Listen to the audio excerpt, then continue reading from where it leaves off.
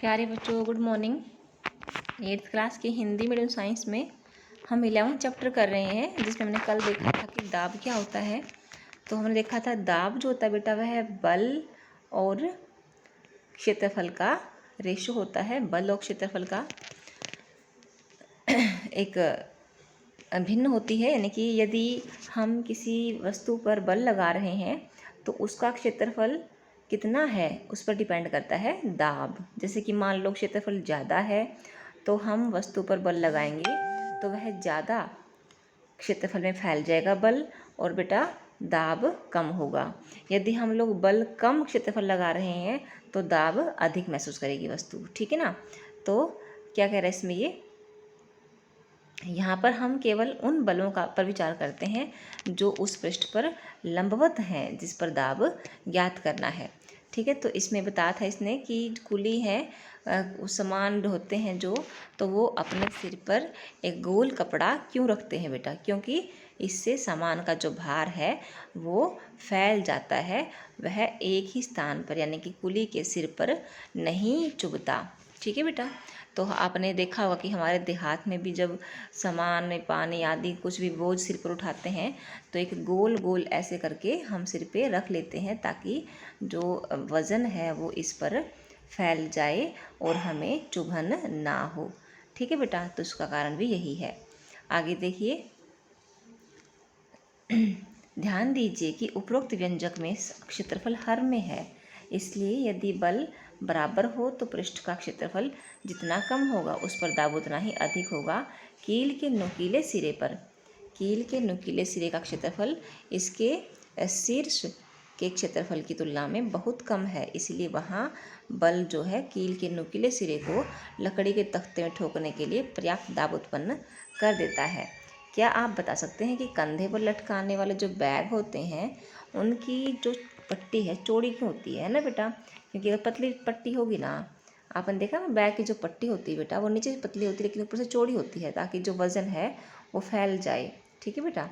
सुराख करने वाले औजार जो हैं वो किनारे से सदैव तीखे होते हैं। ठीक है। क्या द्रव और गैसों द्वारा भी दाब लगता है? ठीक, क्या यह भी उस क्षेत्रफल पर निर्भर करता है जिस पर बल कार्य करता है? आइए ज्ञात करें।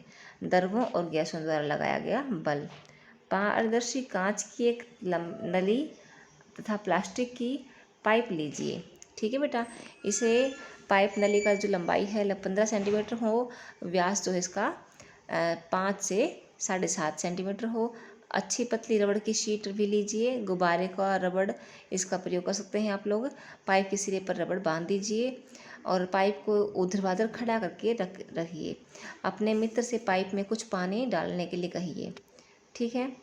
आप क्या देखते हैं, रबड़ की शीट जो है बाहर की ओर फूलती है। देखिए चित्र 11.14 में आपने नीचे यहाँ पर रबड़ की शीट बांधनी है, यहाँ पर दिख रहा है आपको ये। ठीक है। ऊपर से पानी डालना है तो आप क्या देखेंगे कि देखो रबड़ की शीट फूल जाती है। ठीक है ना। यानी कि जो उसके अंदर पानी था वो अंदर इसके चला गया और क्या कर रहा है, वो दाब डाल रहा है, तभी तो वह क्या होगी बेटा, फूल जाती है। ठीक है ना। तो यानी कि किसी बर्तन की तली पर पानी द्वारा लगाया गया जो बल है, ठीक है ना, पानी द्वारा लगाया गया जो बल है वह पानी के स्तंभ की ऊंचाई पर निर्भर करता है। जो दाब लगता है ना बेटा, जितना ज़्यादा ऊंचा होगा ना उतना ही ज़्यादा बल लगेगा। ठीक है। प्लास्टिक की बोतल लीजिए। आप पानी या मृदु वे सॉफ्ट ड्रिंक डाल सकते हैं। और देखिए 11.5 डायग्राम में क्या दिखा रखा है बेटा, इसमें 11.5 में 15 में क्या कर रखा है,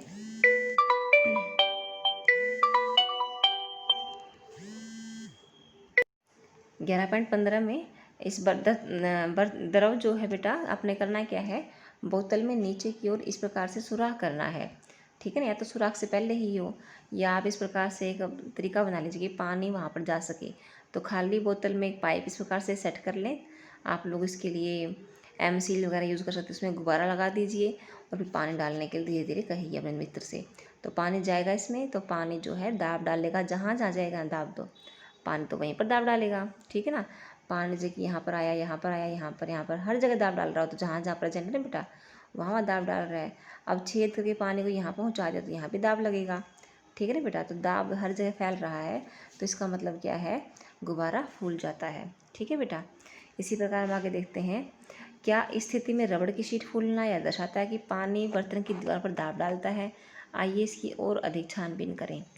कि अगर आप 11.10 में क्या करना है बेटा, बोतल एक बेलनाकार बर्तन लेना है, टेल्कम पाउडर का खाली डिब्बा, पाउडर होता है बेटा, पाउडर का डिब्बा, सॉफ्ट ड्रिंक की बोतल आदि यूज़ कर सकते हैं। इसके पैंदे के पास चारों दिशाओं में चार सुराख कर लीजिए, ठीक है ना। पैंदे यानी कि इसकी तली के आसपास जो है 4 सुराख आपने इस प्रकार से करने दिख रहे हैं बेटा ये, ठीक है। अब आगे देखिए, क्या आप कह सकते क्या सुराखों से पानी निकलता पानी बोतल में बराबर की दूरी पर गिरता है? यह क्या दर्शाता है? यानी कि ये क्या कह रहा है बेटा, ये देखो, ध्यान रहे कि सुराख जो है ना, सुराख जो अपने करने हैं वह पैंदे की यानी कि तली की जो ऊंचाई है उस पर एक ही सीध में करने हैं। समझ गए बेटा, एक सीध में होने चाहिए, वो समान ऊंचाई पर होने चाहिए, ठीक है ना। तो जो पानी गिरेगा ना, क्या वो समान ऊंचाई से समान दूरी पर गिरता है, ठीक है ना। क्या अब आप कह सकते हैं कि जो द्रव है बर्तन की दीवारों पर दाब डालते हैं, क्या गैसें भी दाब डालती हैं? है ना बेटा, समान दूरी पर पानी गिरेगा। अगर हमने एक ही ऊंचाई पर हमने छेद किए हैं तो क्या गैसें भी दाब डालती हैं? क्या वे भी जिस बर्तन में रखी जाती हैं उसकी दीवार पर दाब डालती हैं? हाँ बेटा, ऐसा अवश्य ही है। ठोस हो, द्रव हो, गैस हो, जो भी जिस पात्र में रखा हुआ है उस वहाँ पर वो दाब डालता है। जब आप किसी गुब्बारे को फुलाते हैं तो उसके मुंह को बंद क्यों करना पड़ता है? यदि हम फुलाए हुए गुब्बारे के मुंह को खोल दें तो क्या होता है, सारी वायु बाहर निकल आएगी बेटा, क्योंकि उसके ऊपर जो है गुब्बारे के ऊपर बल लगाती है वायु। यदि नहीं, अगर हम इसको लगाएंगे, गांठ नहीं लगाएंगे, इसके मुंह को बंद नहीं करेंगे, तो हम कह सकते हैं कि वायु प्रत्येक दिशा में दाब लगाती है। स्मरण कीजिए कि यदि साइकिल की ट्यूब में पंक्चर हो तो इसके अंदर की हवा का क्या होता है? क्या ये प्रश्न दर्शाते हैं कि वायु किसी फुलाए हुए गुब्बारे या साइकिल की ट्यूब के अंदर की दीवारों पर दाब डालती है?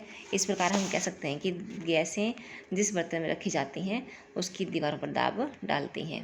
बेटा, वायुमंडलीय दाब हम कल पढ़ेंगे, नेक्स्ट लेक्चर में पढ़ेंगे। इसी के साथ thank you and all the best.